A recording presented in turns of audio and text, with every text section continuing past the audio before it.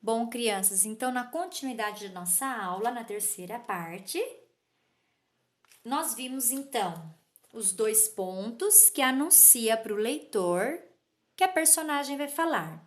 Não é isso? Muito bem. Então, agora, olha, é isso que eu queria chamar a atenção de vocês. A palavra diz, né? E diz. Aí, dois pontos. Então, toda vez que aparecer essas palavras que dão ideia de que a personagem vai pronunciar alguma coisa, que ela vai abrir a boca, né? Ela vai oralizar, ela vai falar toda vez que aparecer essas palavras que dão essa ideia. Então, vocês vão perceber que em seguida a gente já vai colocar os dois pontos. Por exemplo, aí ó, estão vendo que a Pro fez aqui um risquinho e eu quero que vocês façam também. O narrador disse: a menina gritou. Ó, gritou. Então, gritou, esse ato de, ou, né, a menina vai gritar, ou a menina gritou. Essa palavra, gritou, dá a ideia de que vai abrir a boca, não é? Vai ser algo, vai ser pronunciado. Então, o que vem em seguida? Dois pontos.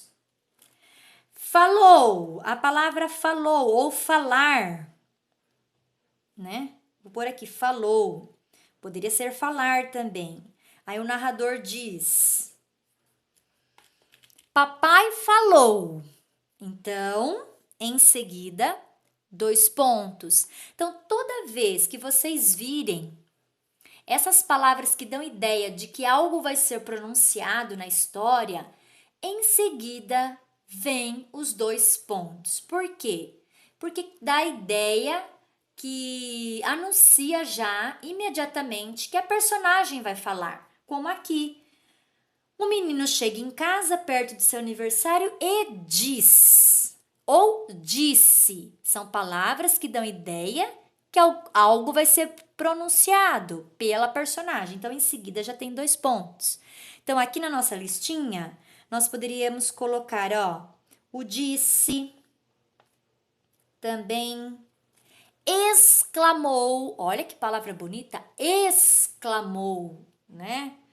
Ela quer dizer, depende de que forma foi feita essa exclamação. Pode ser feita de surpresa, de susto, né? Então, a palavra exclamar também, ou exclamou, também quer dizer que algo vai ser pronunciado. Aí, ó, dois pontos. Então, toda vez que a Pro colocou lá na listinha as palavras que dão a ideia de que algo vai ser dito, eu coloquei na frente os dois pontinhos para vocês não se esquecerem, tá? E tem tantas outras palavras que dão a ideia de que algo vai ser dito, falado, pronunciado na história. Então, o que me vem agora, né, à cabeça é o gritou, falou, disse, exclamou, que dá a ideia de que as personagens vão falar. Eu coloquei o falou aqui também, certo?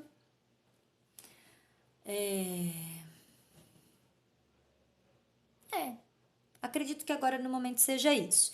Então, a ideia qual é? Que quando a gente vir, né, numa narrativa, numa história, ou mesmo você, quando você for escrever uma história, uma narrativa, e colocar essas palavras que dão a ideia de que algo vai ser falado, vai ser dito pela personagem, na frente, em seguida, você tem que colocar os dois pontos, certo? Para anunciar para o leitor que a personagem vai falar. Então, o que mais que a gente pode observar aqui? Na fala das personagens, né? Primeiro que quando elas vão falar, eu tenho que marcar com o travessão. E antes delas falarem, os dois pontinhos, certo? Pai, tenho uma notícia para você. Olha lá a exclamação. O menino veio, como que ele disse dessa pai, eu tenho uma notícia para você. Surpreso, eufórico, né? Feliz da vida. Por isso que tem então pontinho de exclamação. certo? O que é? Olha, o ponto de interrogação, porque eu quero que o leitor entenda que o pai aqui está fazendo uma pergunta. Então, eu vou ler e tenho que ler. Se eu estou fazendo uma leitura em voz alta como agora, eu preciso ler com a entonação de pergunta. O que é? Né? Aí o narrador reforça. Pergunta ao pai. Eu já sei que ele fez uma pergunta por causa do pontinho de interrogação, mas o narrador não deixa de reforçar aqui, tá?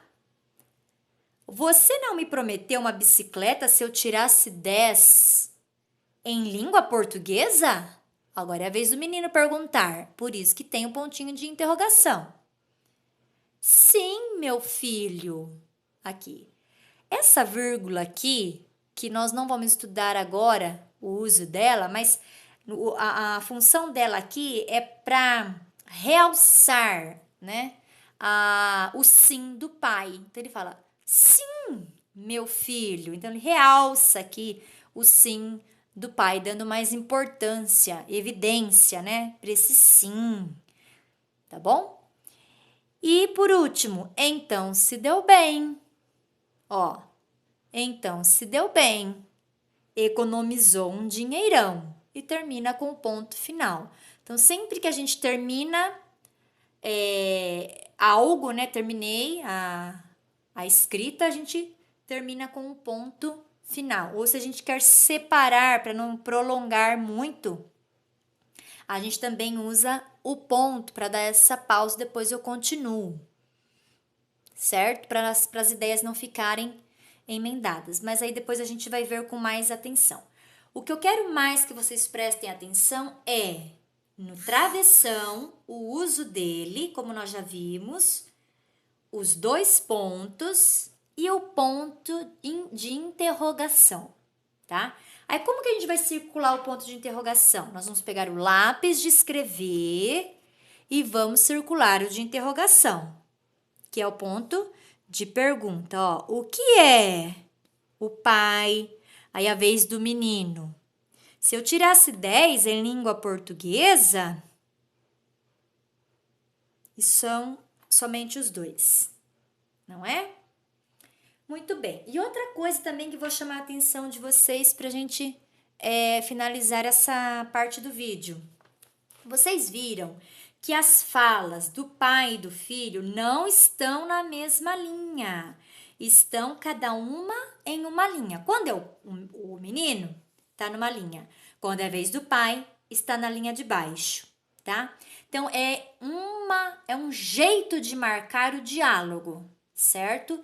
Então, primeiramente, nós vamos fixar assim, que um fala numa linha, a outra personagem fala na linha de baixo. É uma das maneiras de marcarmos o diálogo. Então, por enquanto, nós vamos ficar assim, nessa estrutura, tá? Um personagem falou, na linha de baixo fala o outro, correto? Então, também chamando a atenção de vocês para isso. Cada um vai em uma linha. Entendido, crianças? Bom, então eu vou encerrar esse vídeo aqui e volto no próximo com a tarefa, certo? Qualquer dúvida, vocês já sabem que vocês podem me perguntar no grupo ou no privado. Então, até o próximo vídeo.